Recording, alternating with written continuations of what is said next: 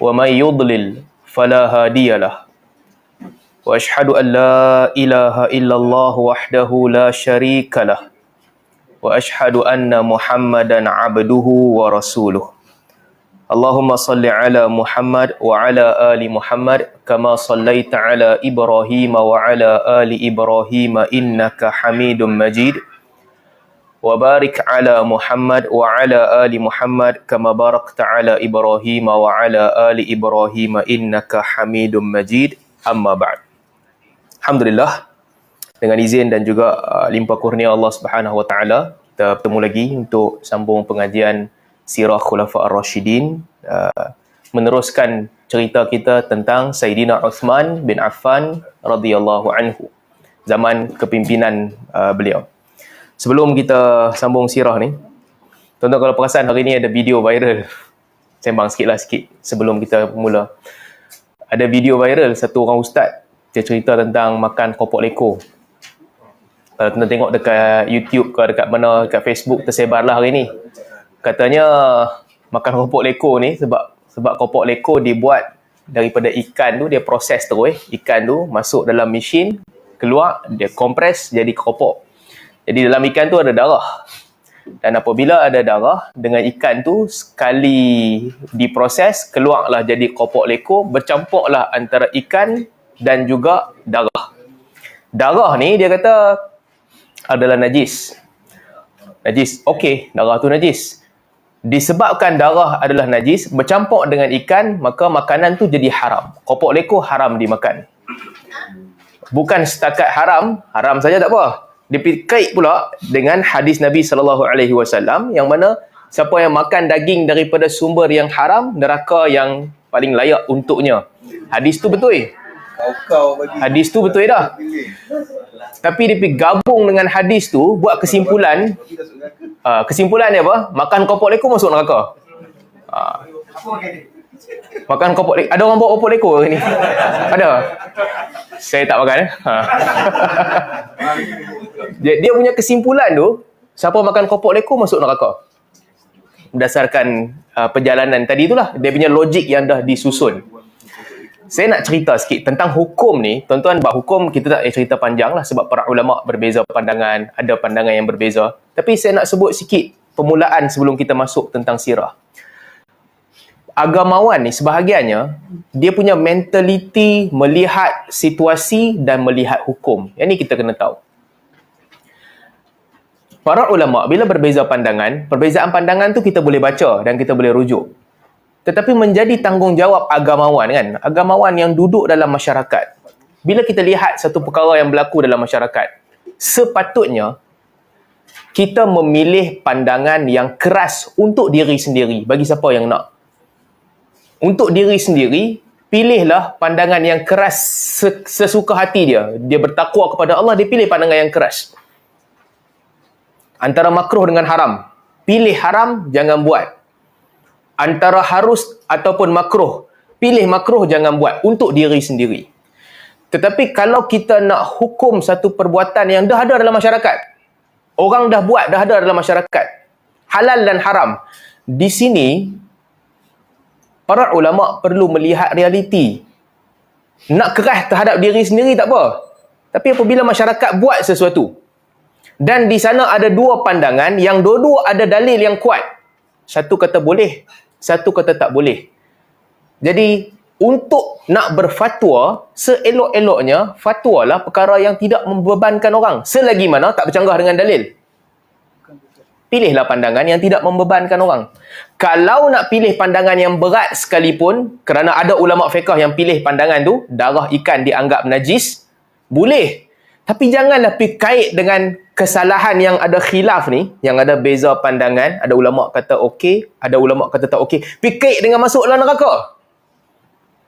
Lainlah kalau minum arak ke makan babi ke apa, yang tu cerita lain lah. Ini makanan yang orang berbeza pandangan. Kalau nak pilih pandangan keras pun keras lah. Tapi pasal apa yang nak pergi kaitkan apa hukum makan kopok leko masuk neraka? Apa punya jawapan macam ni?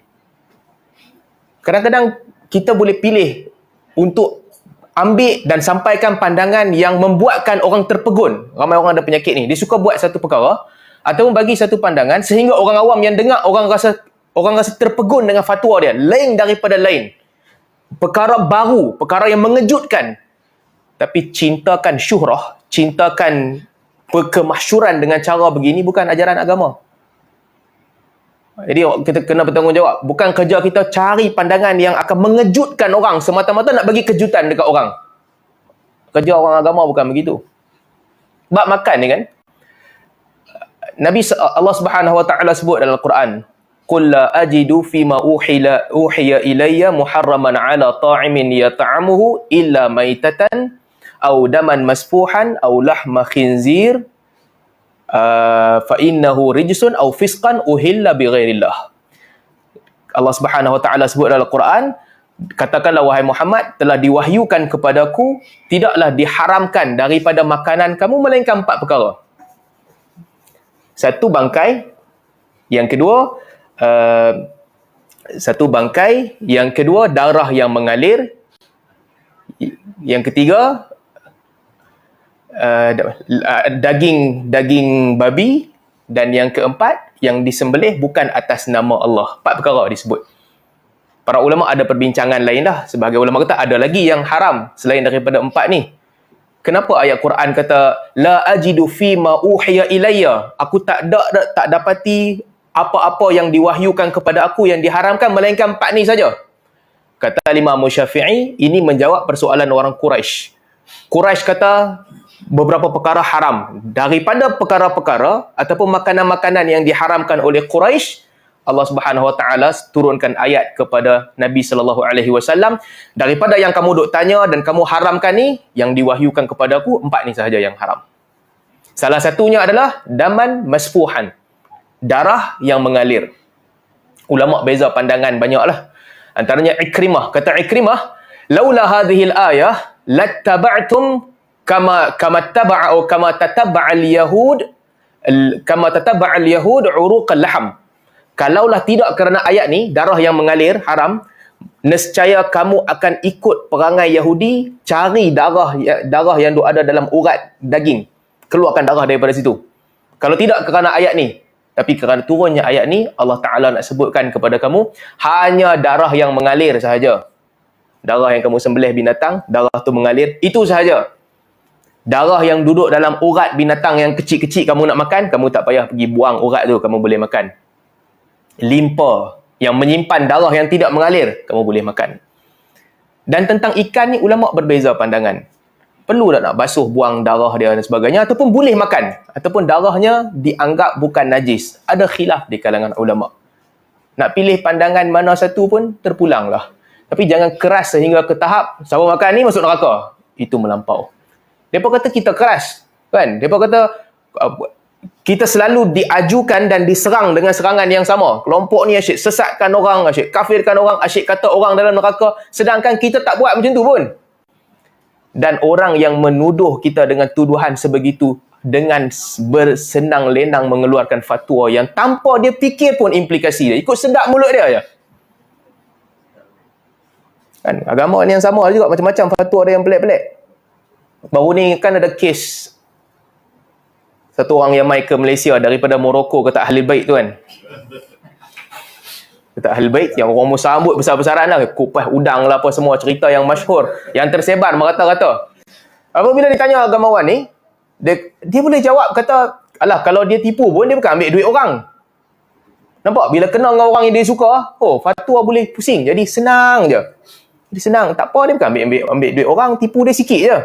Tapi kalau musuh dia, hentam habis-habisan. Sikap begini kita kena jaga dan kita kena berhati-hati. Fatwa-fatwa ekstrim begini, dengan bersenang lenang, tak tahulah tujuan dia apa. Sama ada tujuan dia nak dapatkan sokongan orang ke, sama ada tujuan dia nak bagi orang dengar fatwa tu, orang jadi wow, sempoi lah fatwa dia, lain pada lain. Apa sahaja tujuannya, sepatutnya perkataan-perkataan ini tidak boleh diucapkan. Sebab dia mengandungi implikasi fiqh yang besar. Hang nak kata orang bodoh, tak apalah.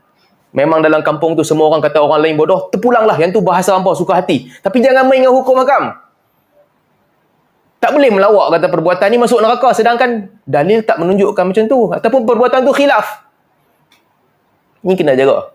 Bukan kerja orang yang belajar agama ni untuk nak buat fatwa semata-mata nak bagi nampak dia havoc, dia sempoi. Dia bawa satu perkataan yang orang lain tak cakap. Bukan begitu. Dan lebih mengecewakan kadang-kadang sebahagian orang agama ni dia tanam siap-siap soalan tu. Dia memang plan siap-siap. Sebahagian lah, saya tak kata kat siapa-siapa. Plan siap-siap. Okay, isu ni nak bagi sebut, nak bagi nampak macam besar, aku tinggal soalan ke hang dah. Hang ambil kertas ni, hang tanya aku soalan ni. Orang pun tanya soalan tu dan dia pun bagi jawapan yang mengejutkan orang. Ini kejutan, apa orang kata? Kreativiti membina, mencipta kejutan. Kreativiti, mencipta kejutan. Kalau kejutan tu baik, tak apalah.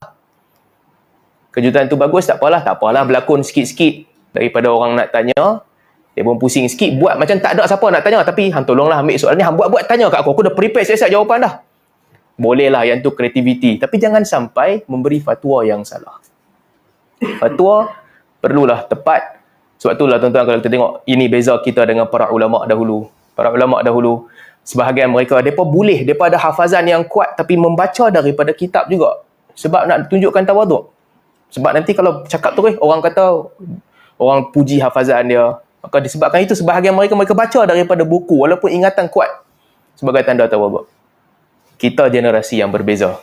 Kita nak bagi nampak sikit yang kita ni sempoi. Mudah-mudahan Allah Subhanahu Wa Taala selamatkan kita daripada sikap sukakan syuhrah. Syuhrah bab lain tu okey lagi, tapi jangan syuhrah yang paling teruk, mencari kemasyhuran di dalam agama. Sebab tu Nabi SAW selalu berdoa. Antara dua perkara yang Nabi SAW minta lindung,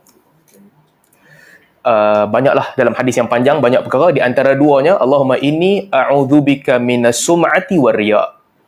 Ya Allah, aku minta lindung dengan engkau daripada sum'ah, sukakan prestige, kedudukan yang hebat, yang bagus, yang orang nampak bagus, dan juga menunjuk-nunjuk perbuatan ataupun riya'. Jadi ini kita kena sentiasa tanam dalam jiwa kita, minta jauh daripada sifat ini. Jadilah kita sebahagian daripada orang ramai, janganlah letakkan diri kita di atas orang lain sehingga orang nampak kita atas, on top. Duduklah di tengah-tengah masyarakat. Ala kulli hal, sambung cerita kita. Bismillah.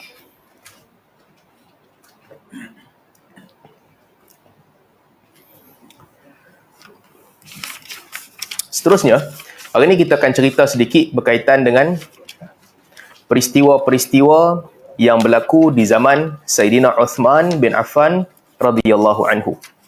Mula muka surat 450. 449 kita dah ceritakan dahulu.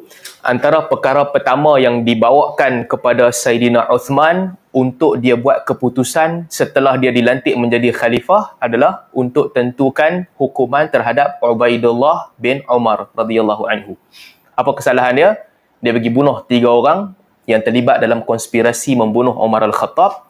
Maka setelah berbincang, Uthman pun ambil keputusan untuk lepaskan dia dan bayar dia dengan duit Uthman. Itu yang pertama. Jadi, seterusnya, muka surat 450. Di antara peristiwa yang terjadi di zaman Uthman bin Affan radhiyallahu anhu juga, pertama sekali, Sayyidina Umar radhiyallahu anhu berpesan kepada Uthman radhiyallahu anhu untuk mengekalkan semua gubernur yang dia lantik untuk tempoh setahun. Tahun pertama Sayyidina Uthman dilantik untuk menjadi khalifah, Umar tinggalkan pesanan dekat dia. Jangan ubah apa-apa polisi Umar. Ataupun jangan lantik orang baru menggantikan pemimpin yang Umar dah lantik. Ini satu pesanan Sayyidina Umar. Dan Sayyidina Uthman radhiyallahu anhu mengikut pesanan ini. Sebab itulah, sepanjang tahun 23 Hijrah, Sayyidina Uthman tak mengubah sesiapa pun di kalangan gubernur. Ikut polisi Umar. Nasihat Umar jangan ubah. Mungkin pada perkiraan Sayyidina Umar, kalau ubah nanti jadi fitnah. Orang ni nak jawatan, orang ni hilang jawatan dan sebagainya. Jadi Umar pesan, jangan ubah dalam masa setahun. Dan Uthman taat. Ini tak ada pada banyak pemimpin. Kebanyakan pemimpin dunia, dapat je kekuasaan, dia akan padamkan legasi orang terdahulu, ataupun dia nak buktikan legasi dia lagi bagus daripada orang terdahulu. Sehingga kadang-kadang ramai di kalangan pemimpin mencipta persepsi tanpa isi. Isi tak ada, tapi cipta persepsi supaya nak menunjukkan yang dia lagi bagus daripada orang sebelumnya. Ataupun orang sebelum dia tu tak bagus. Pemimpin suka begitu. Kalau pemimpin yang mencari dunia. Tetapi apa yang berlaku bila kita baca sirah Khulafa Ar-Rashidin, setiap seorang yang datang daripada mereka meletakkan kedudukan khalifah terdahulu lebih tinggi daripada mereka. Itu disiplin yang Nabi tekankan kepada mereka, Khulafa Ar-Rashidin. Dan semua pemimpin sebelum mereka menjadi benchmark tanda kejayaan. Tak ada siapa boleh pertikaikan. Apabila Sayyidina Umar radhiyallahu anhu datang, tanda kejayaan adalah apa yang dibuat oleh Abu Bakar radhiyallahu anhu. Dan orang boleh persoalkan Umar. Apa sahaja tindakan yang Umar buat, orang boleh persoalkan. Pasal apa hang buat ni? Sedangkan Abu Bakar tak buat dulu. Dan Umar tak boleh ataupun tak pernah sekali-kali beritahu ke orang, alah yang tu Abu Bakar, ni aku, dia buat cara dia, aku buat cara aku. Tak. Umar akan justify. Ya, Nabi tak buat. Ya, Abu Bakar tak buat. Tetapi ada keperluan untuk aku buat begini. Bukan nak tunjukkan yang dia bagus lagi daripada Abu Bakar.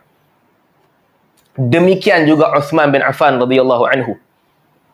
Apabila dia dilantik, dalam kepala dia dan semua tindakan dia menunjukkan yang atas aku ada dua orang yang lagi hebat daripada aku, Abu Bakar dan Umar. Apa sahaja aku buat, aku tak boleh sama hebat dengan mereka. Dan kedudukan mereka memang di atas.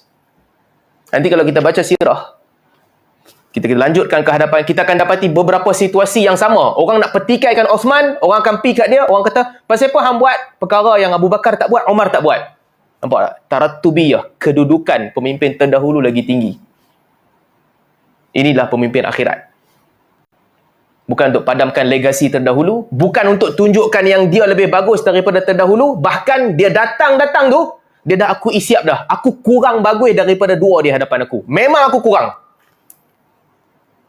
Itu noktah. Itu fakta.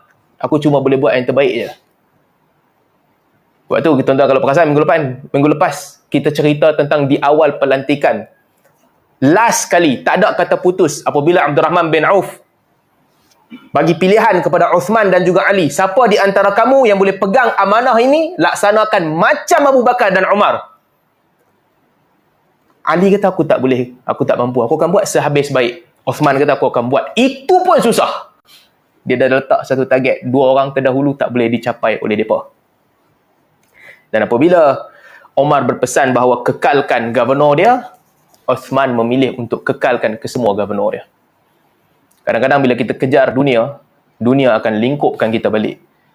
Tapi bila mereka menunjukkan sikap, para sahabat tunjukkan sikap, yang dikejar adalah akhirat. Hormati kehebatan dua orang terdahulu sebelum dia. Allah Subhanahu Wa Taala angkat Uthman. Dia tak perlu nak compete dengan Abu Bakar dan Umar. Tak. Dia ikut mereka, bukan compete dengan mereka. Tapi kaedah ni tak boleh pakai selalulah, sebab pemimpin yang main ni pun tunggang langgang. Kalau pemimpin tu teruk lagi, semua nak ikut yang terdahulu, yang belakang lagi teruk daripada awal. Yang mula tu teruk sikit, ganti dia lagi teruk. Yang datang yang belakang yang dah teruk ni, dia kata aku nak ikut dia tu, lagi teruk daripada dia tu. Jadi kaedah ni tak boleh pakai selalu. Cuma kadang-kadang ada benda yang tak perlu dibantah, jangan bantah lah. Tahun pertama tidak ada perubahan. Tahun kedua, antara yang berlaku adalah Uthman bin Affan ikut nasihat Umar. Dia melantik semula Sa'ad bin Abi Waqqas bagi menggantikan Al-Mughirah bin Syu'bah radhiyallahu anhu sebagai governor di Kufah. Al-Mughirah bin Syu'bah ada masalah di zaman Umar. Dia telah ditahan oleh Umar, disiasat, ada tuduhan yang dibuat kepada dia. Dan Umar juga pesan, kalau tuan-tuan perasan, sebelum Umar meninggal dunia, Umar pesan, aku memecat Sa'ad bin Abi Waqqas bukan sebab dia tak bagus. Bukan sebab itu aku pecat dia. Tak ada apa-apa kritikan pada diri dia. Jadi, setelah Uthman bin Affan dilantik, perkara pertama yang dia buat adalah melantik Sa'ad bin Abi Waqqas bagi menggantikan Al-Mughirah bin Syu'bah. Tapi pelantikan tu kekal setahun je. Tahun 24 sampai 25 ataupun 26. Tahun 26,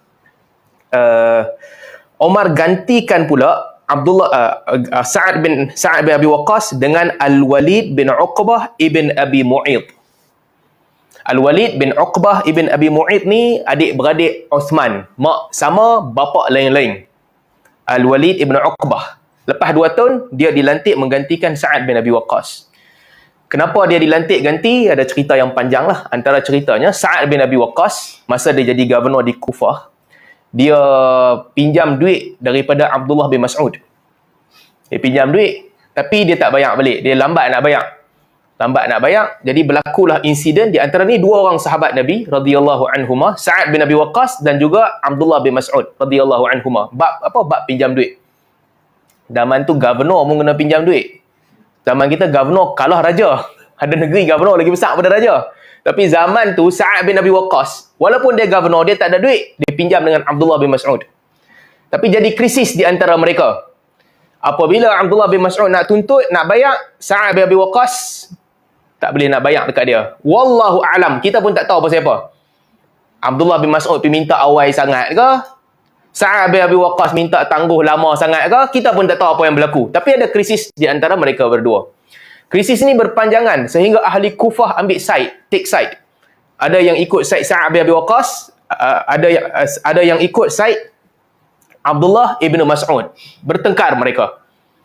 Dan kita dah baca dahulu, Sa'ad bin Abi Waqqas adalah di antara orang yang doanya dimakbulkan oleh Allah Subhanahu Wa Taala.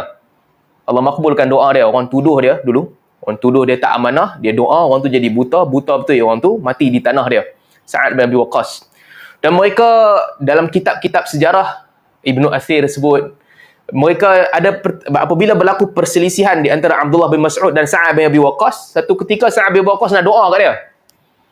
Nak doa dekat dia, angkat tangan nak doa kat dia. Lepas tu Abdullah bin Mas'ud marah dia. Wailak, hang jangan dia buat teruk kan. Fad'u khair, idza da'auta fad'u khair aw iskut. Lebih kurang begitulah. Kalau hang nak doa, hang doa yang baik-baik ataupun duduk diam je. Jangan doa sebab mereka tahu doa Sa'ad bin Abi Waqqas ni memang mujarab. Dia doa Allah Ta'ala bagi. Bila dia nak doa, Abdullah bin Mas'ud kata, hang nak doa kat aku, hang doa yang baik-baik je. Jangan ada doa yang teruk-teruk. Sa'ad bin Waqqas kata, kalau tidak kerana takwa, aku doa yang teruk-teruk kat hang. Aku doa dan mesti doa tu mesti. Walaupun panjanglah cerita tu. Dan cerita tu sampai kepada Uthman bin Affan radhiyallahu anhu. Bila sampai peristiwa itu kepada Uthman bin Affan, Uthman memerintahkan mereka berdua untuk berhenti bergaduh dan Sa'ad bin Abi Waqqas dipecat sekali lagi. Kali ini dipecat oleh Uthman bin Affan sebab krisis itu berpanjangan. Jadi Uthman bin Affan dia kena ambil tindakan sebagai pemimpin lah. Dia tak boleh takut pula. Takut kalau aku pecat dia doa kat aku macam mana? Dia tak boleh fikir macam tu. Pemimpin dia kena ambil tindakan. Maka dia buat tindakan untuk pecat Sa'ad bin Abi Waqqas, diganti oleh Al-Walid bin Uqbah ibn Abi Mu'ayyid. Al-Walid ni saudara dia. Nanti kita akan baca ramai orang kemudian hari mereka tuduh Sayyidina Uthman banyak lantik adik-beradik dia pegang jawatan. Jadi ini salah satu adik-beradik dia lah. Adik-beradik seibu yang dilantik untuk menggantikan Sa'ad bin Abi Waqqas. Dan Abdullah bin Mas'ud kekal di situ. Sa'ad bin Abi Waqqas diminta balik semula. Itu yang pertama. Jadi yang kedua, pertama sekali dia tukar Sa'ad bin Abi Waqqas dengan Mughirah bin Syu'bah. Kemudian lepas 2 tahun di Kufah, masalah lagi, bergaduh antara Abdullah bin Mas'ud dengan Sa'ad bin Abi Waqqas, dia pecat Sa'ad bin Abi Waqqas, lantik saudara dia Al-Walid bin Uqbah. Seterusnya, ini di Mesir juga digantikan, Amr bin Al-As digantikan oleh Abdullah bin Sa'ad ibn Abi Sarh yang kita dah cerita dulu. Ini Abdullah bin Ibn Abi Sarh ni salah seorang yang antara yang mempertahankan Uthman ketika nak pilih Ali ataupun Uthman. Dia pernah murtad zaman Nabi SAW. Sepupu Uthman ni. Dia pernah murtad zaman Nabi. Dia penulis wahyu. Dalam riwayat disebutkan sekali tu dia murtad, dia lari pergi Mekah. Nabi sebut kepada para sahabat, ada 7 orang ni, kamu jumpa masa pembukaan kota Mekah, bunuh mereka. Sekalipun mereka bersembunyi di dalam kelambu Kaabah. Salah seorangnya Ibn Abi Sarh ni, sepupu Uthman. Bila sampai ke Mekah, tentera Islam, pembukaan kota Mekah, Ibn Abi Sarh sembunyi dalam rumah Uthman. Uthman bawa dia jumpa Nabi, Nabi maafkan dia, dia masuk Islam, fahasuna islamuhu, dia pun jadi Islam yang baik.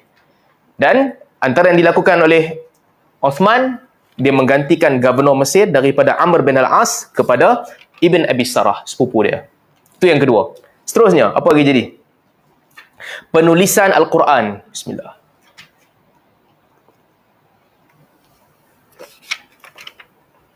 Tahun 28 Hijrah. Ini satu peristiwa besar juga. Berlaku pengumpulan Al-Quran untuk kali kedua.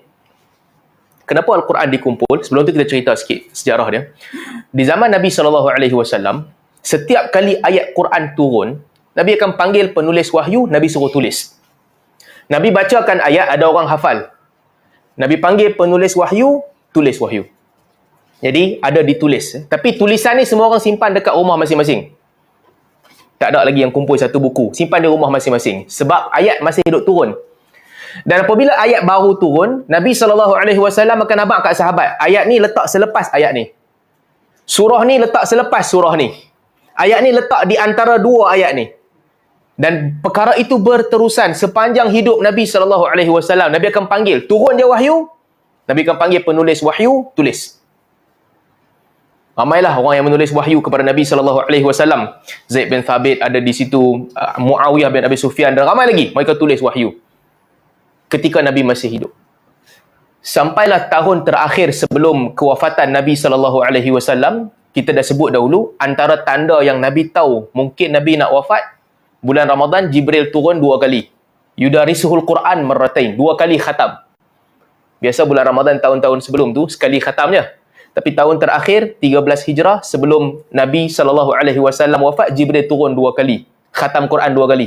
Bulan Ramadan. Itu salah satu tanda Nabi akan wafat dah. Dan setelah kewafatan Nabi SAW, begitulah keadaannya. Orang dah tulis wahyu. Di peringkat awal, apa yang jadi dengan Quran, ini yang ramai orang, kita kena faham ni. Konsep ni kena faham. Al-Quran turun, bukan satu-satunya Quran yang kita baca lah ni. Bukan itu sahaja.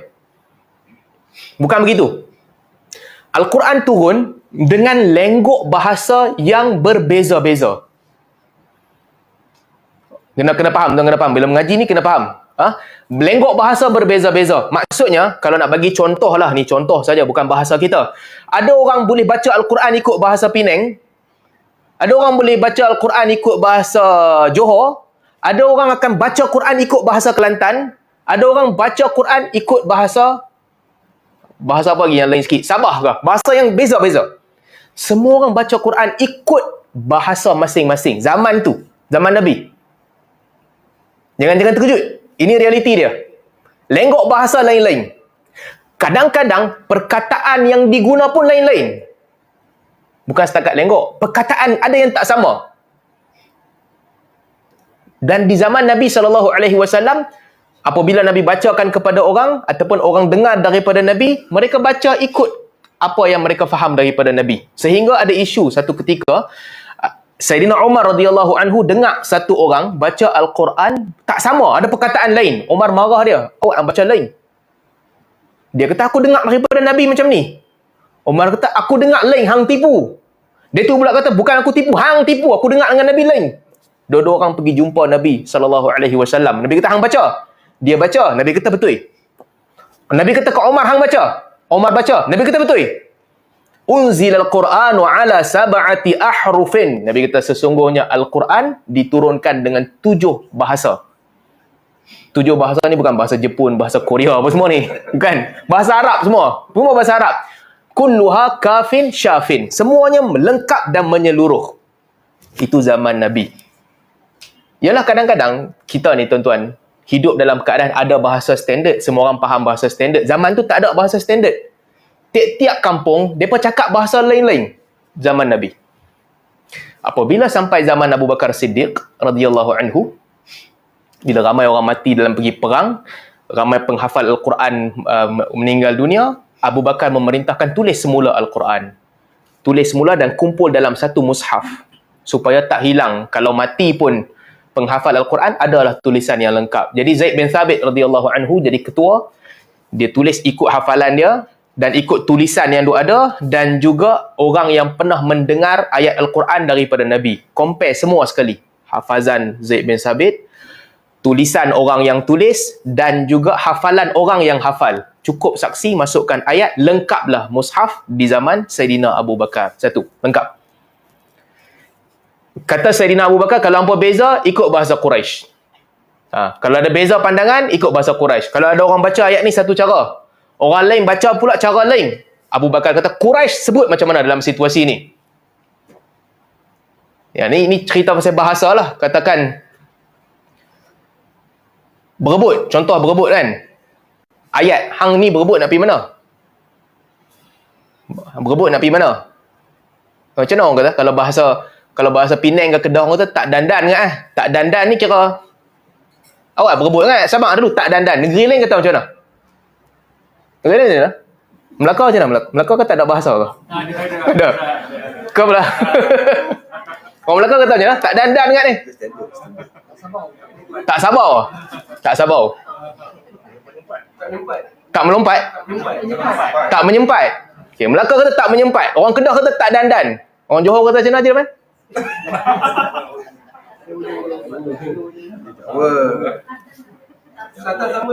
Sama, okey. Jadi bila ada beza gini, nak tulis mana? Tak menyempat ke tak dandan ke? Ke tak sempat ke? Bukan tak sempat. Tak berebut lah. Terburu-buru. Ada 3 bahasa. Tak dandan, tak menyempat, terburu-buru. Kata Sayyidina Abu Bakar radhiyallahu anhu, kalau berdepan situasi begini, tanya Quraisy. Quraisy cakap macam mana? Apa yang Quraisy cakap, tulis ikut itu. Baik. Tulis dah Al-Quran. Siap zaman Abu Bakar. Tetapi baca, semua orang baca dengan cara masing-masing. Masih lagi baca dengan cara masing-masing. Hanya ditulis. Apabila di zaman Uthman radhiyallahu anhu, zaman Abu Bakar tak bergaduh dah. Zaman Umar tak ada masalah. Zaman Uthman, pembukaan kota-kota besar, Uthman radhiyallahu anhu, antara polisi dia yang berbeza dengan Umar, Uthman benarkan para sahabat berhijrah. Umar tak bagi. Umar hanya orang yang dia lantik sahaja boleh keluar daripada Madinah. Yang lain-lain stay dalam Madinah. Umar punya dia punya diktator tu sampai orang nak travel pun tak boleh. Para sahabat Nabi tak boleh dapat exit permit. Orang lain boleh, para sahabat tak boleh. Nama kata hang sahabat, hang tak dapat exit permit. Special approval daripada Amirul Mukminin baru boleh travel. Antara pembaharuan yang Osman buat, dia padamkan exit permit. Tak ada dah requirement. Siapa nak travel boleh travel. Jadi para sahabat pun bertaburan pergi ke mana-mana. Dan apabila mereka dah berhijrah, orang ramai belajar Al-Quran mengikut para sahabat. Kan kalau baca dalam buku ni, Al-Miqdad, orang daripada Syam mengambil bacaan daripada Al-Miqdad bin Aswad dan Abu Darda. 2 orang ni duduk dekat Syam, ajar orang baca Al-Quran. Daripada Iraq, daripada Kufah ambil bacaan daripada Abdullah bin Mas'ud, Kufah. Orang Basrah sebahagiannya mengambil bacaan Abu Musa Al-Ash'ari. Orang Mekah mengambil bacaan daripada Abdullah bin Abbas. Orang Madinah, ramailah para sahabat yang masih tinggal di Madinah, mereka kekalkan bahasa Quraisy. Begitu juga dengan Mekah dan tempat-tempat lain juga. Semua orang baca ikut bacaan masing-masing. Bila mereka bertemu ketika perang. Zaman ni kita ada banyak sebab untuk bertemu, nak travel, nak berjalan. Tapi zaman tu bertemu hanya untuk perang sahaja. Mereka tak pergi berjalan seronok-seronok. Masa perang bertemu. Apabila bertemu, orang Kufah mengaji cara Kufah, orang Basrah mengaji cara Basrah, orang Syam mengaji cara Syam, orang Mesir mengaji cara Mesir, orang Madinah mengaji cara Madinah. Orang Madinah Mekah tak ada masalah sangat sebab mereka tahu perbezaan ni dah berlaku pada awal. Tapi di antara Syam dan juga Iraq, pertembungan di antara mereka. Orang Syam kata Quran turun ni bahasa kami lah. Cara ni yang betul. Sebab itu yang kami belajar daripada Al-Miqdad, sahabat Nabi yang dengar daripada Nabi. Orang Kufah pula kata tak, bacaan nampak tu salah, yang betul macam kami baca. Bukan tak menyempat, tak dandan. Salah, bukan tu, tak betul. Orang Yaman pula kata bukan, maksudnya tidak terburu-buru. Bergaduh sama mereka. Mana satu Al-Quran? 3 orang tempat lain bagi pandangan yang berbeza. Sehingga Huzaifah bin Al-Yaman radhiyallahu anhu, ketika dia pergi perang, ketika tu di Azerbaijan, dia tengok orang bergaduh kerana semua orang kata dia punya bacaan yang betul. Dia balik semula ke Madinah. Berjumpa dengan Sayyidina Uthman radhiyallahu anhu, dan dia pesan kepada Sayyidina Uthman, kalau engkau tak menyelamatkan umat ini, fahalaku fasayuhliku, mereka akan hancur, binasa umat ini, kerana mereka akan binasa dalam Al-Quran, sebagaimana Yahudi dan Kristian ni telah binasa kerana kitab mereka. Kalau engkau tidak menyelamatkan umat ni, mereka akan binasa kerana dengan Al-Quran. Mereka akan berpecah dengan Al-Quran. Sebab situasi dia besar. Semua orang baca dengan bacaan masing-masing, ta'sub dengan bacaan. Jadi, Antara yang dianjurkan oleh Huzaifah bin Yaman kepada Uthman bin Affan radhiyallahu anhuma, mesti satukan orang ramai dengan satu bacaan sahaja. Tak boleh ada perbezaan. Ijtihad ni tuan-tuan lagi besar daripada ijtihad zaman Abu Bakar dulu. Zaman Abu Bakar, extension sahaja. Quran memang dah ditulis. Cuma nak letak dalam satu buku extension. Ini benda besar. Benda besar sehingga ke tahap apa? Benda yang Nabi benarkan. Al-Quran yang memang dah turun dah. Memang ada Al-Quran macam tu.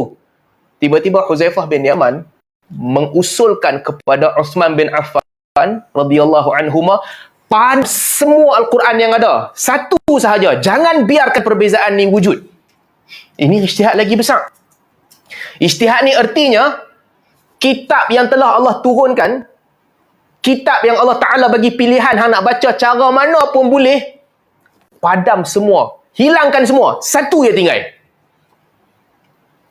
Isu dia sangat besar dan susah nak mengumpulkan orang untuk bersepakat. Sebab tu orang Kufah sampai last dia pun tak sepakat.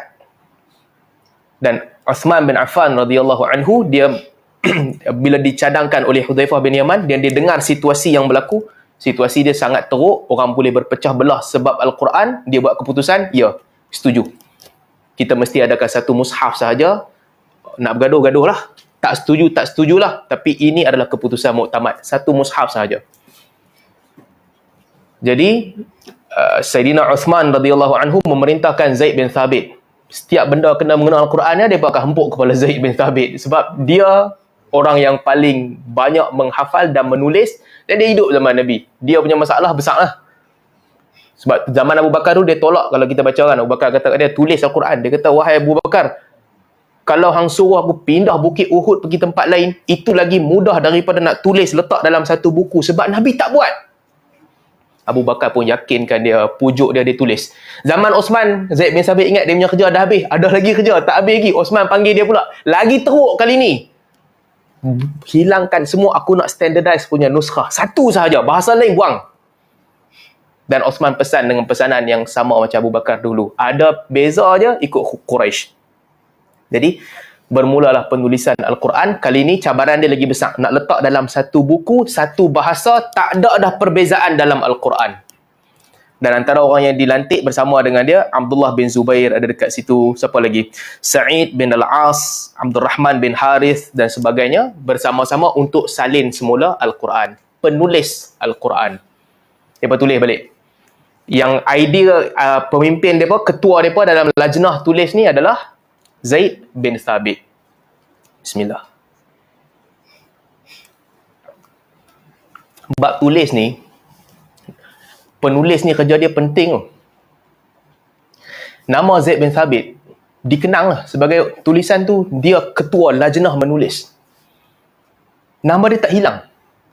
Walaupun pada pandangan orang awam kata, kita kata Mushaf Osmani kan? Mushaf Osmani. Mushaf Osmani maksudnya Osman yang initiate mushaf tu. Tapi nama penulis tu Zaid bin Thabit.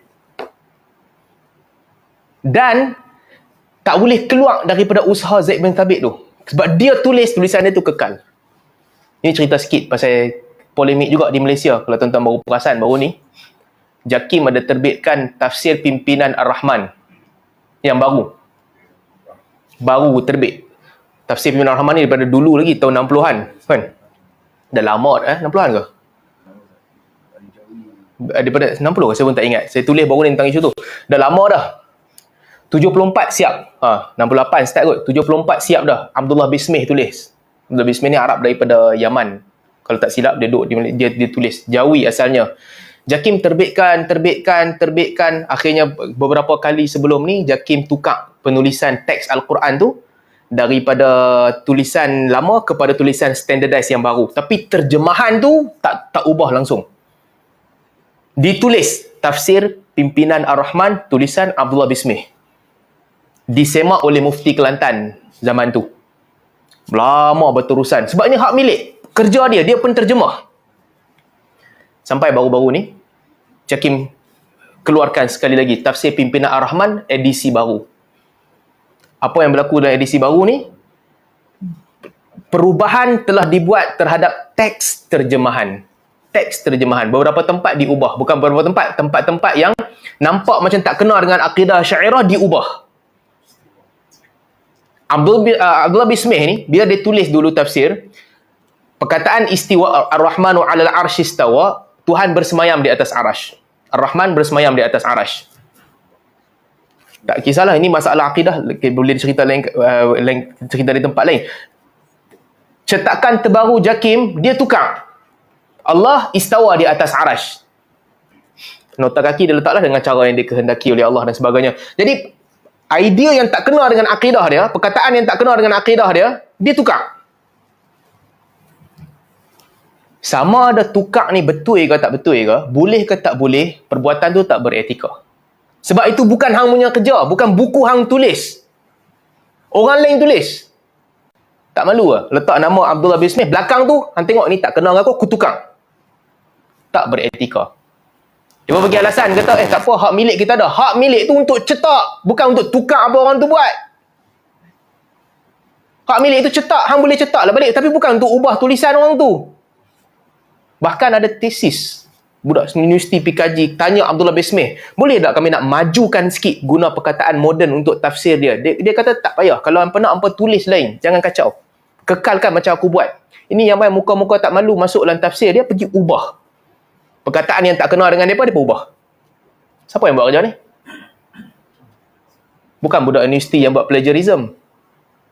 Yang plagiat budak universiti bolehlah tolak markah, bagi fail. Yang buat mufti. Mufti punya kerja. Mufti mana ada tu? Mufti Kelantan dalam tu. Mufti Sabah ada dalam tu. Mufti KL yang baru ni ada dalam tu. Mufti buat kerja ni. Dengan bangga, nama lajnah penyemak semula tasheh ni, nama mufti duduk atas-atas kat situ. Apa boleh buat kerja begini? Itu bukan kerja tangan hampa. Itu kerja nama penulis ada dekat situ. Ni kerja tak beretika. Tak kisahlah siapa yang buat, mufti ke, siapa ke, benda tak beradab, kita kata tak beradab lah. Siapa-siapa buat pun sama. Tak adil lah kalau budak universiti yang tiru, ambil tulisan orang lain, bubuh nama dia, kita hantam dia, kita bagi dia fail, tak dapat sijil, mai orang yang pegang jawatan agama yang tinggi buat perangai yang sama agak. Mau tulis sendiri, jangan tukar tafsir orang lain. Ni perbuatan tidak beretika. Tapi malangnya dibuat oleh orang-orang yang ada kedudukan. Baik, balik kepada cerita kita. Zaid bin Thabit radhiyallahu anhu memimpin lajnah untuk menulis semula Al-Quran di zaman Osman. Apabila Al-Quran telah ditulis, seterusnya, macam mana nak tulis Al-Quran? Nuskhah asal dulu tu, yang asalnya ditulis di zaman Abu Bakar simpan. Sebab bukan untuk sebar pun, simpan je. Orang masih lagi hafal, ada lagi buku masing-masing. Setelah Abu Bakar radhiyallahu anhu meninggal dunia, buku ni Omar ambil. Omar sebagai khalifah pengganti, ambil buku daripada Abu Bakar, mushaf penuh Al-Quran. Setelah Omar radhiyallahu anhu meninggal dunia, di peringkat awal Osman tak ada keperluan, Osman pun tak ambil. Ada benda yang diwarisi. Apa yang diwarisi? Cincin Nabi diwarisi. Cincin Nabi yang tulis Muhammad Rasul Allah, Muhammad Rasul Allah, ini diwarisi. Wafat sahaja Nabi, cincin tu pergi ke tangan Abu Bakar. Itu je lah yang diwarisi. Nabi tak tinggal apa-apa. Pedang Nabi orang lain ambil, baju Nabi orang lain ambil. Satu je yang pemimpin pegang cincin. Setelah Abu Bakar meninggal dunia, cincin tu pergi ke tangan Omar. Setelah Omar meninggal dunia, cincin tu pergi ke tangan Uthman. Setelah Uthman meninggal dunia, cincin tu pergi ke? Sebelum Uthman meninggal dunia, cincin tu hilang. Uthman tengah duduk kat telaga sekali, duduk main-main jari dia, jatuh dalam telaga, hilang cincin tu. Hilang dan orang cari-cari tak jumpa Uthman buat cincin lain. Ala kulli hal, cincin diwarisi. Tapi mushaf, Abu Bakar tinggal kat Omar. Zaman Osman mungkin tak menganggap, tak penting kot aku nak simpan mushaf ni, dia pun tak ambil, duduk di rumah Hafsah. Sampai bila jadi isu ni. Apabila jadi isu memerlukan kumpul semula Al-Quran, Osman memerintahkan pergi ambil mushaf yang ada dekat Hafsah, tulis semula. Ikut mushaf yang dulu. Antara perkara yang berlaku adalah Hafsah kata boleh nak ambil mushaf ni, nak tulis boleh, tapi satu syarat, bagi balik kat aku. Jangan simpan lah. Sebab dia lah kira, dia kata Omar tinggal wasiat kat aku, bagi balik harta ni, harta aku, mushaf ni. Osman pun janji, okeylah aku bagi balik. Lepas dah tulis, ambil balik. Okey, selesai.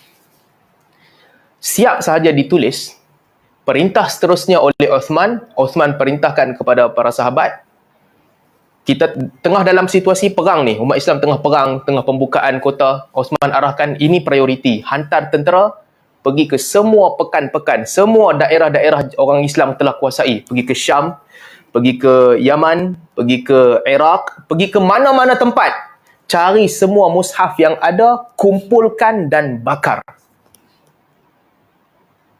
Dia tulis mushaf ni, ini sahaja yang boleh disebarkan dan boleh dipakai. Selain daripada ini, hantar tentera pergi ke semua pelosok negara Islam. Jumpa Quran selain daripada Quran ni, bakar. Jangan simpan. Ini penting. Kalau dia tak bersifat keras, tak guna pun tulis mushaf ni. Orang akan simpan, orang akan sebarkan milik masing-masing. Tapi nak jayakan projek satukan Quran, dia hanya boleh berjaya kalau bersungguh-sungguh hapuskan semua mushaf lain. Ini bukan lagi ijtihad. Asalnya ijtihad. Asalnya Nabi bagi ruang. Boleh baca, ikut bacaan mana pun tak apa. Tapi semata-mata nak menyelamatkan ummah daripada berpecah belah, Uthman kata bakar semua sekali, ini sahaja yang tinggal. Tentera pergi bakar. Sebab Uthman tahu, dan kita pun tahu, manusia suka benda pelik. Kan, manusia suka eksklusif. Dia suka dia lain daripada lain. Macam kita cerita tadi awal-awal lah, fatwa pun, orang agama suka bagi fatwa yang lain daripada lain. Supaya orang nampak dia hebat. Ataupun dia nampak dia sempoi. Tambahlah lagi kalau ada orang dia simpan Quran yang lain pada lain.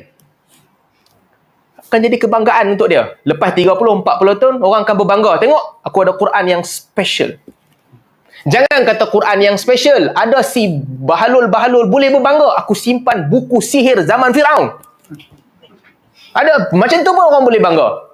Saya pergi ke Oman 2-3 tahun lepas. Orang Oman cerita. Family dia ada satu kelebihan. Buku sihir zaman Firaun ni, salah satunya disimpan dalam simpanan family dia. Bangga. Tak ada siapa dapat. Family aku yang dapat. Bukan Firaun, sorry. Zaman Nabi Sulaiman. Simpan, warisi simpan buku sihir tu mereka ada dan mereka boleh gunakan ilmu tu lah untuk nak pergi jalan cepat, travel distance, laju, boleh bypass immigration, semua macam-macam. Buku sihir tu. Buku sihir pun orang buat bangga. Kalau ada Quran yang special, apa akan jadi? Apa akan jadi? Kalau ada Quran yang lain daripada mushaf yang ada, special edition akan jadi masyhur orang tu. Jadi power lah dia, hebat dia ada simpanan tu. Kita zaman lah ni yang kita anggap sejarah kena jaga. Sejarah kena jaga. Jangan bagi hilang. Simpan sejarah. Tapi Uthman punya idea ketika itu, bakar, hilangkan terus tanda-tanda mana-mana buku yang ada. Dia pergi ke Kufah. Orang Kufah bantah pengikut Abdullah bin Mas'ud. Ini saya nak cerita logik Abdullah bin Mas'ud pula. Bismillah. Abdullah bin Mas'ud, apabila diperintahkan untuk bakar dan jangan baca Al-Quran mengikut bacaan dia, mesti ikut Quraisy, dia bantah. Abdullah bin Mas'ud kata, pasal apa aku nak kena ikut bacaan ni? Bacaan ni hampa ambil berdasarkan bacaan Zaid bin Thabit. Tak kisahlah Quraisy kata Quraisy, itu bacaan Zaid bin Thabit. Sedangkan ketika aku belajar Al-Quran daripada Nabi, ni telinga aku ni, dengar setiap ayat Al-Quran daripada Nabi, ketika tu Zaid bin Thabit budak kecil duk main kat bawah rumah je. Pasal apa aku nak kena ikut bacaan dia? Logik tak? Aku dengar setiap patah yang aku baca ni daripada Nabi. Setiap patah aku dengar dan aku hafal daripada Nabi. Sedangkan Zaid, budak kecil, time tu, dia tak tahu apa pun lagi, budak kecil. La an aqra bi qiraati man ahabba ilayya min an aqra bi qiraati Zaid. Kata Abdullah bin Mas'ud, aku membaca dengan bacaan orang yang paling aku cintai, lebih aku cintai daripada aku membaca dengan bacaan Zaid bin Thabit. Lebih bagus aku baca ikut bacaan Nabi SAW daripada aku ikut bacaan Zaid. Abdullah bin Mas'ud kata, pergi tanya kepada mereka, para sahabat Nabi yang duduk dekat Madinah, pergi tanya kepada mereka, mereka takkan berbeza pandangan. Aku orang paling tahu tentang Al-Quran. Pergi tanya mereka, siapa paling tahu tentang tafsir Al-Quran? Siapa yang dengar bacaan Nabi? Aku. Dan bila orang tanya, Uthman tak bantah. Memang betul dia paling pandai Al-Quran. Walastu bi afdalihim. Maksud aku bukan paling baik di kalangan mereka, tapi tanya mereka siapa paling pandai tentang Al-Quran, paling tahu aku. Dan para sahabat Nabi tak bantah. Walaupun mereka tak bantah, Osman keras. Yalah, itu kelebihan hang simpan dekat hang, tapi mushaf bakar. Orang Kufah tak setuju. Peringkat awal, Abdullah bin Mas'ud tak setuju. Tapi tentera datang. Bagi mushaf bakar semua. Hang tak setuju, hang punya pasal. Saya nak cerita khilaf, nak bagi kita nampak. Ya, mereka dua-dua ada logik. Tapi Osman berkeras juga. Tak kisah, hang tak suka hang punya pasal, bakar semua mushaf lain. Sehinggalah diriwayatkan Abdullah bin Mas'ud baca juga ikut bacaan dia. Setelah dia meninggal dunia, habislah tak ada orang warisi sebab tak ada tulisan dah, hilanglah bacaan tu. Tapi rahimallahu Uthman, Allah merahmati Uthman. Keteguhan dia tu menyebabkan orang tak berpecah sebab Al-Quran. Selain daripada mushaf Uthman, ada satu je yang tak dibakar, iaitu mushaf Abu Bakar, yang ditinggalkan dengan Hafsah. Itu pun sebab dia dah janji dah tak bakar. Itu pun tak lama. Lepas Hafsah meninggal dunia, itu pun dia bakar juga. Dia janji masa hang hidup ya. Tidak meninggal dunia, itu pun dia bakar juga. Sebab teguhnya Osman bin Affan mempertahankan bacaan Al-Quran. Itulah yang kita duk baca lah ni. Mushaf Uthmani yang kita duk baca ni, akhirnya tinggal satu tu je. Yang lain-lain semua hilang daripada sejarah. Nasib baik Uthman bin Affan jadi khalifah, dia bertegas. Kalau kena orang ideologi kaki sejarah ni, simpan dah buat sejarah, letaklah dalam muzium sana. Ni kajian. Uthman tak ada ideologi kajian, tak kajian, bakar, hilangkan semua sekali. Cukuplah Al-Quran. Sejarah hampa pergi simpan dekat hampa. Dan itulah yang berlaku. Allah Subhanahu Wa Taala menyelamatkan umat ini dengan penulisan Al-Quran di zaman Uthman. Ketika Ali bin Abi Talib pergi ke Kufah, orang Kufah nak bandingkan Ali dengan Uthman. Orang Kufah kata, Ali ni bagus, hebat. Uthman buat silap, bakar Al-Quran, hilang semua kita punya tradisi. Ali kata, falawulitu minhum wa ma wuliya Uthman lasalaktu sabilahu. Ali kata, kalaulah aku berdepan dengan situasi macam Uthman, keadaan aku sama macam Uthman, aku akan ikut jejak langkah Uthman dalam bab bakar Al-Quran. Nampak tak ya puji aku bab ni? Dia kata, kalau Uthman tak buat, aku akan buat. Dia dah buat. Kalau aku di tempat dia, aku akan buat macam tu juga. Ni pendirian para sahabat. Jadi itu berkaitan dengan menulis Al-Quran. Sejam dah lagi. Okey, 2-3 cerita lagi. Seterusnya. Tahun 29 Hijrah. Okey, di antara perkara yang berlaku tahun 28 juga. Tahun 28 ni, Uthman pergi buat haji. Uthman pergi buat haji. Dia biasanya tahun sebelum tu dia hantar Abdul Rahman bin Auf jadi ketua jemaah haji. Tahun 28 dia pergi sendiri daripada Madinah pergi ke Mekah. Sampai di Mekah, satu perkara lagi yang berlaku pada tahun 28. Uthman pergi semayang tamam ketika di Mina dan di Arafah. Uthman semayang tamam. Ini satu isu besar juga zaman tu. Sebab ketika Nabi SAW duduk di Arafah, Nabi semayang qasar dan jamak. Betul tak? Hari Arafah kan, kita jamak zuhur dengan asar, waktu zuhur, jamak dan qasar. Kemudian malam tu, kita jalan pergi ke Muzdalifah. Sampai Muzdalifah, kita jamak lagi sekali. Maghrib dengan Isyak, waktu Isyak di Muzdalifah. Kemudian hari ke-11, 12, 13, masa kita lontar jamrah tu, kita semayang qasar di Mina. Tak jamak dah, tapi qasar. Itu yang Nabi SAW buat. Tuan lama kita dapat pergi haji. Haji Basit baru pergi kan? Baru, yalah. Haji Basit yang terakhir pergi haji kan? Yang lain dah lama tak pergi kan? Ada lagi? Ada lagi? Oh, banyak tak? Oh. Baru last year? Masya Allah. Tabung haji kan sini? Tahun ni? Oh, okey. Pergi tabung haji kan? Baru ni? Macam mana boleh dapat? Pakai kabel ke? 45. Wait. Lama tak? Mudah-mudahan Allah Subhanahu Wa Taala pemudahkan urusan kita untuk dapat pergi haji Mudah-mudahan dalam beberapa tahun ni Allah mudahkan. Terutamanya tuan-tuan kalau yang tak pergi lagi tu, mudah-mudahan doalah, mudah-mudahan Allah pemudahkan urusan kita, Allah bagi peluang kita pergi haji. Tapi jangan pergi haji tipu tau. Jangan pergi haji tipu. Saya tahu ada beberapa orang buat Pergi haji, visa tak ada. Lah ni kan Saudi bagi masuk visa tak sebelum ni. Haji musim lepas ni, Saudi bagi masuk pakai visa biasa. Visa visitor. Tapi tak boleh buat haji. Saya tahu juga ada bukan orang biasa, ustaz-ustaz pun sama juga. Ustaz-ustaz tokoh-tokoh besar main tipu. Ustaz tak sembunyi kot, dia pergi tak pakai ihram. Dia pergi pakai visa ziarah tu, pakai visa. Tak mahu lagi saya abang, orang lain buat apa, tak payah abang. Kalau saya off record kita cerita. Jangan main tipu lah, jangan pergi haji tipu. Tak dapat, tak payah pergi. Baik. Balik kepada cerita kita tadi. Usaha betul, tapi jangan usaha tipu ambil hak orang lain. Baik. Di Mina, 3 hari di Mina tu, semayang qasar. Pada tahun ke-28 Hijrah, apabila Uthman pergi haji, Uthman buat lain sikit. Uthman semayang tamam semua. Yang 4 rakaat dia bagi 4, yang 3 dia bagi jadi 3. 4, 3. Zuhur, Maghrib, Zuhur, Asar, Isyak dia buat semayang 4 rakaat.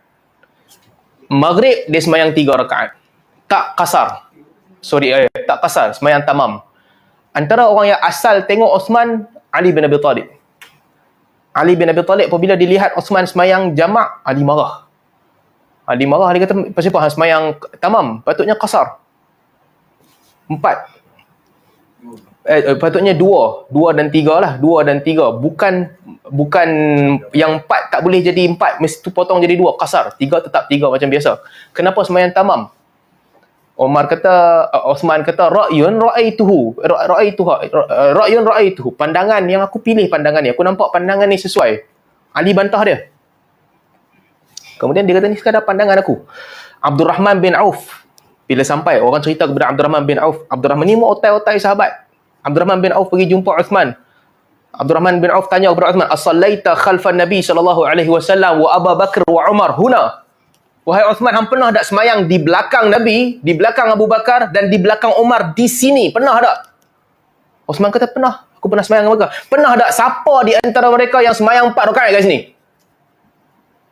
Pernah nampak tak Nabi SAW, Abu Bakar ataupun Umar semayang 4 rakaat di sini? Pernah nampak tak? Uthman kata, tak pernah nampak. Siapa yang buat? Khalifah kot kena sound. Tak pernah nampak siapa yang buat. Marah Abdul Rahman bin Auf, Ali bin Abi Talib, kekritik Uthman pada ketika tu. Sehingga dalam riwayat disebutkan Abdul Rahman bin Auf jumpa Abdullah bin Mas'ud. Tanya Abdullah bin Mas'ud, berapa banyak hang semayang? Dia kata, aku tak suka khilaf, tak suka perpecahan. Jadi aku semayang 4. Abdul Rahman bin Auf kata, aku semayang 2. Lepas tu semayang 4. Hantar orang kena semayang 2. Kena, tapi aku tak mahu perpecahan, aku ikut Uthman semayang 4. Saya nak cerita ni, lihatlah keteguhan para sahabat. Nanti saya nak cerita pasal Uthman buat begitu. Keteguhan para sahabat. Uthman buat, Khalifah buat, mereka tak ada yes boss. Oh 4 lah, tak apa 4 lah. 2 tak apa, tak. Ali, Abdullah bin Mas'ud juga, Abdul Rahman bin Auf, mereka terus kritik. Pasal apa semayang 4? Nabi semayang 2 di sini. Dalam sebahagian riwayat, Uthman kata, aku ada keluarga di Mekah. Apabila aku ada, dalam riwayat lah, Ibn Hajar kata riwayatnya dhaif. Aku ada keluarga di Mekah. Bila ada keluarga di Mekah, aku orang Mekah. Bila orang Mekah, aku bukan musafir. Jadi semayang tamam lah 4 rakaat. Aku orang Mekah, orang kampung, bukan orang luar. Abdul Rahman bin Auf, keluarga hang jangan bagi alasan. Keluarga hang duduk dekat Madinah. Bila hang dekat Madinah, bukan kat sini. Rumah kita main daripada Madinah. Dalam riwayat tu disebutkan. Riwayat tu dhaif. Sebagai ulama kritik ulama riwayat tu. Uthman kata, aku ada perniagaan di Taif. Anggaplah aku orang Taif. Abdul Rahman bin Auf kata, Taif 80 kilo, 3 hari perjalanan daripada sini. Hang duduk Taif pun tetap musafir juga. Tak ada alasan. Dalam riwayat disebutkan, antara sebab Uthman buat begitu adalah ada orang daripada Yaman yang beranggapan bahawa solat ni 2 rakaat je. Jadi dia nak matikan idea tu, maka dia pun semayang 4 supaya orang tahu yang semayang ni sebenarnya 4 rakaat, bukan 2. Zuhur, Maghrib, Zuhur, Asar, Isyak 4 rakaat. Kata Abdul Rahman bin Auf, ketika Nabi SAW diutuskan, tak ramai orang Islam pada ketika itu, Nabi buat begitu juga. Dia bukan nak please siapa-siapa. Cara dia begitulah. Mereka bertegas. Ibn Hajar al-Asqalani kata, pada pandangan Uthman bin Affan radhiyallahu anhu, itu adalah rukhsah. 2 rakaat itu rukhsah. Siapa nak ambil rukhsah, boleh ambil. Tapi dia nak menunjukkan yang itu rukhsah. Kalau tak mau buat 2, boleh buat 4. Sama dengan pandangan Aisyah radhiyallahu anha. Masa musafir, boleh semayang 4, boleh semayang 2. Itu rukhsah. Jadi, kenapa Uthman bertegas sangat nak buat 4? Nak menunjukkan yang itu rukhsah, bukan wajib. Bukan wajib begitu. Tak apalah, kita semua orang dah faham dah, rukhsahnya 2. Tapi aku nak menunjukkan yang kalau nak semayang 4, bukanlah satu kesalahan. Kalau tak mau ambil rukhsah, boleh buat. Kata Ibn Hajar, mungkin itu yang nak disampaikan oleh Uthman. Dia buat begitu, nak menunjukkan ini pilihan. Sama dengan pandangan Aisyah radhiyallahu anha. Yang mana Aisyah pilih semayang tamam juga ketika musafir. Sebab yang tu rukhsah. Ala kulli hal, para sahabat lain bantah. Para sahabat lain mereka bertegas membantah kena buat 2. Antaranya Abdul Rahman bin Auf yang paling kuat membantah. Kita buat macam mana ni? Kita buat 2. Tabung haji suruh buat 4 kan?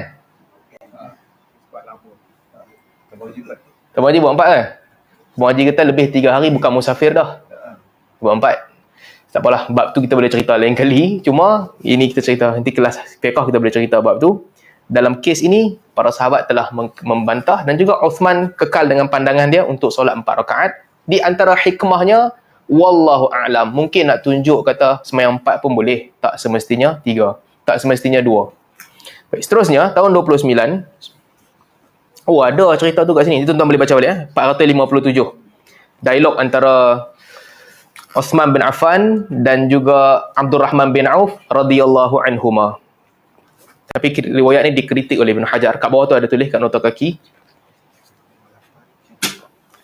Tahun 30 Hijrah, Al-Walid bin Utbah dipecat daripada Kufah. Berapa banyak ni, San?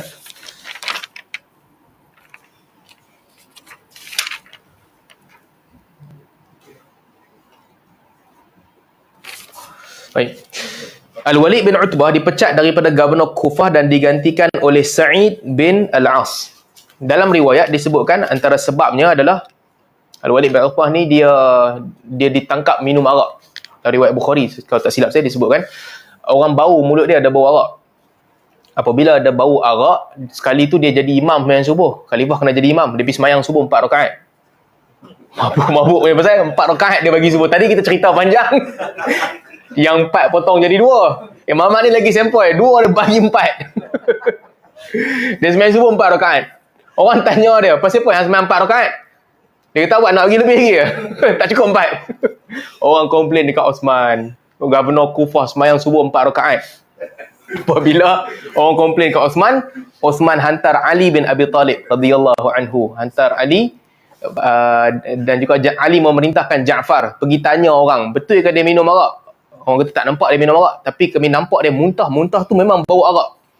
Maka Umar suruh Ali buat keputusan. Ali buat keputusan, dia dihukum dengan sebat 80 kali. Ja'far, Abdullah bin Ja'far, saya pun tak ingat siapa yang dilantik oleh Ali. Yang menjalankan hukuman tu dia disebat 80 kali dan diganti oleh Sa'id bin Al-As. Ini Gubernur Kufah, ditukar pada tahun 30. Tahun 30 juga, apa yang berlaku tahun 30, cincin Osman, cincin Nabi SAW tu, yang dekat tangan Osman, tadi kita dah cerita sikit, jatuh dekat Telaga Aris. Masa tu pembukaan telaga tu, orang baru buka, membesarkan telaga, Osman duk pusing-pusing jari dia, cincin tu jatuh. Cincin ni, macam saya sebut tadi, ada tulis Muhammad Rasul Allah. Nabi buat cincin ni sebab nak tulis surat kepada pembesar Rom. Rom tak terima surat tanpa chop. Okay, automated punya surat print out tak pakai. Kena ada chop. Jadi orang kata kat Nabi, tak boleh. Surat tulis je tak boleh. Orang Rom hanya terima surat kalau ada chop. Nabi pun kata nak buat chop macam mana? Itulah cara orang dulu buat chop. Tulis nama dia. Kemudian bentuk tu bila dia tumbuk dekat kertas, jadi lekatlah tanda tulisan tu dekat kertas. Tanda tulisan tu lekat kat kertas. Bila lekat, itu dia anggap chop. Nabi pun kata, okeylah, kalau begitu buatlah satu. Orang pun buat kepada Nabi SAW cincin daripada besi, hadid. Buat cincin daripada besi, tulis Muhammad Rasulullah. Nabi pun pakai cincin besi. Ingat, ni ijtihad ni. Ijtihad Nabi SAW. Bukan perintah daripada Allah. Kenapa bukan perintah? Sebab ni nak cerita pasal bukan perintah. Kebijaksanaan Nabi SAW. Bukan tunggu sahaja. Ada inisiatif. Apabila Nabi buat cincin daripada besi, Jibril datang. Jibril kata buang cincin tu.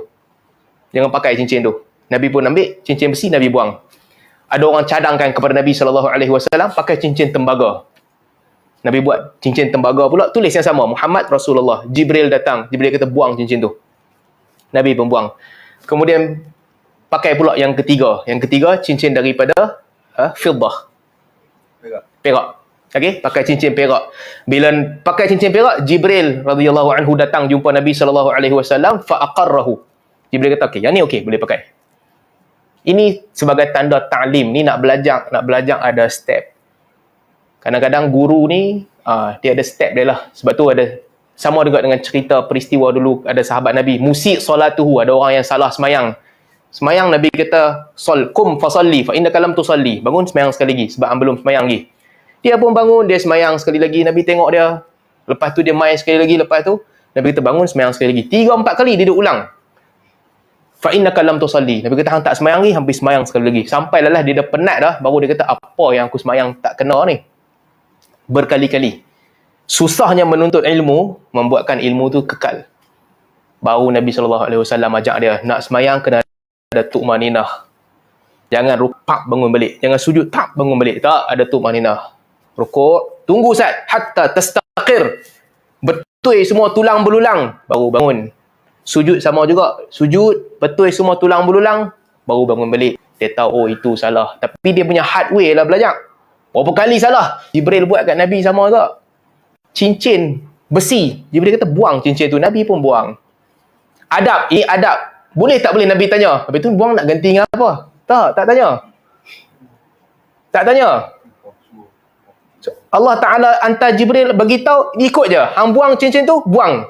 Tukar, buat lain pula, tembaga. Jibril suruh buang tembaga, buang.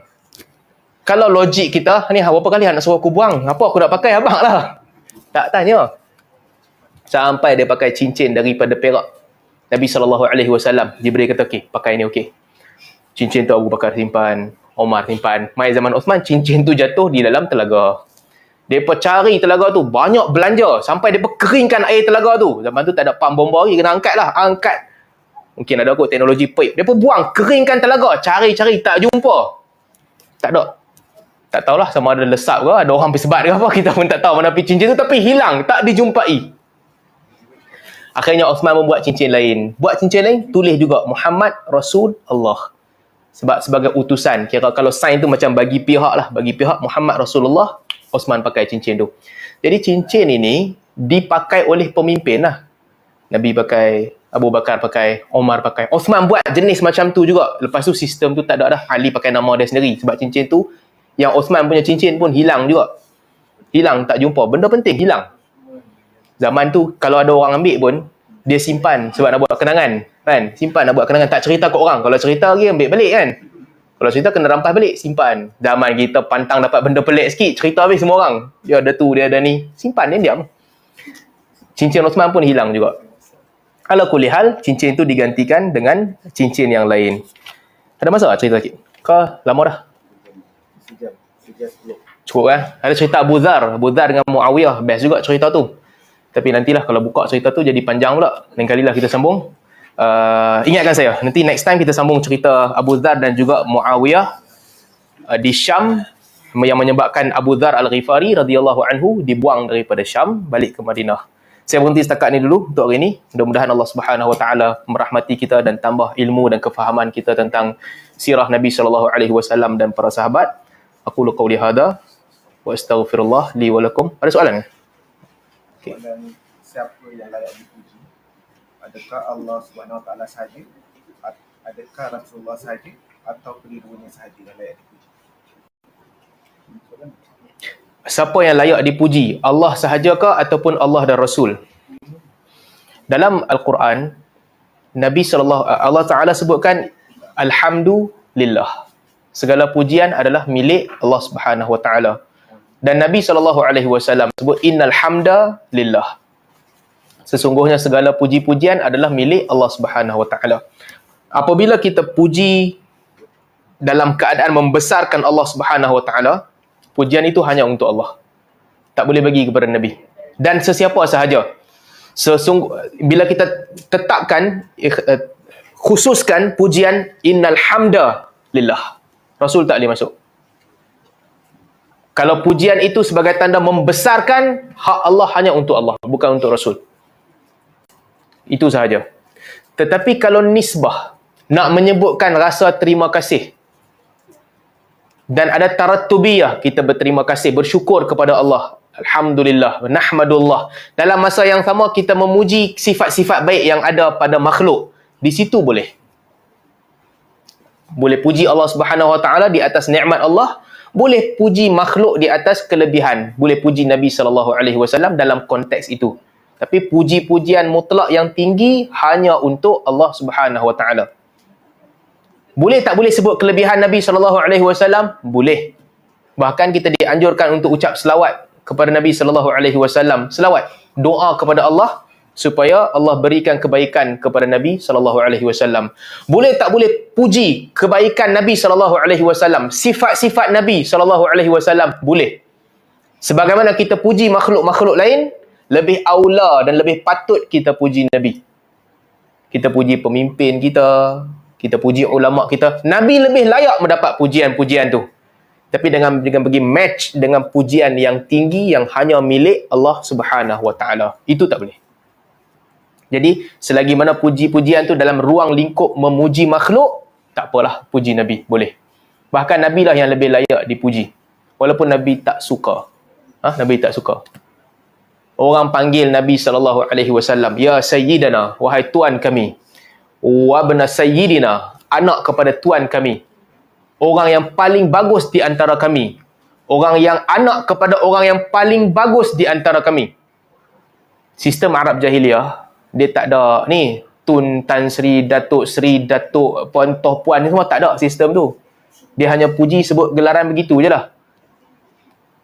Nabi tak suka.